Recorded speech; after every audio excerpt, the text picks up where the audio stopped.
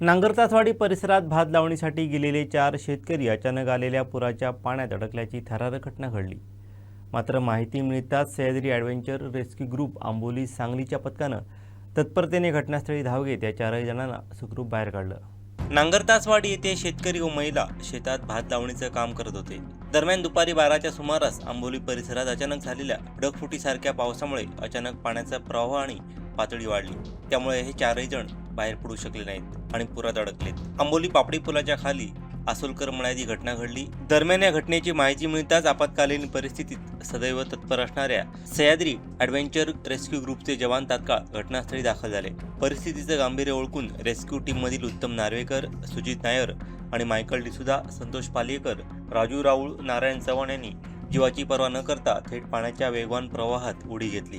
या तिघांनी अत्यंत कौशल्याने आणि धैर्याने पाण्यात अडकलेल्या 4ही जणांपर्यंत पोहोचून त्यांना एक एक करून सुरक्षितपणे पाण्याच्या बाहेर काढलं। सह्याद्री ॲडव्हेंचर रेस्क्यू ग्रुपनं दाखवलेल्या तत्परतेमुळे आणि धाडसामुळे 4ही जणांचे प्राण वाचले असून परिसरातून रेस्क्यू टीममधील जवानांचं आणि संपूर्ण ग्रुपचं कौतुक होत आहे। संकट काळात हा ग्रुप नेहमीच देवदूत बनून मदतीसाठी तत्पर असतो, याची पुन्हा एकदा या घटनेनं प्रचिती आली आहे।